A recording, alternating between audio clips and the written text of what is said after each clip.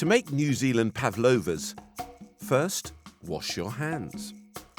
Then use a pencil to draw 4 circles onto baking paper. It helps to draw around a small bowl.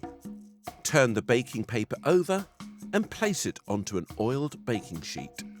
Now crack 2 eggs into a mug, one at a time. Check for shell and tip onto a plate. Trap each yolk into an egg cup and tip the egg white into a bowl. And tip the yolk into another mug. Don't forget to wipe your hands after touching raw egg. Whisk the egg whites with a handheld rotary whisk until they go white and frothy. If you find this tricky, ask a grown-up to help you. Gradually add caster sugar, a little at a time as you whisk.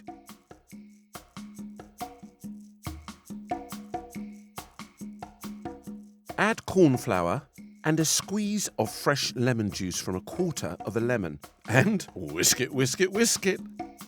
Roll over the top of a piping bag and place it inside a jug and spoon in the mixture. Now to make your meringue nests, hold the top of the bag together with one hand and gently squeeze the bottom of the bag with your other hand to make the mixture come out of it. Use the circles on the baking paper to guide you, just like this. Dip the back of the spoon into each one to make space for the filling. Ask a grown-up to put them in the oven for you. Whilst they are cooking, twist and break 2 kiwi fruits in half and scoop out the insides with a spoon. Then, carefully, cut the stalks of strawberries and chop them into pieces. Add vanilla bean paste to whipping cream and whisk until it's thick and creamy. Whisk it, whisk it. When the meringue nests have cooked and cooled completely, put them on a plate and top each one with a dollop of cream, kiwi fruit and strawberries.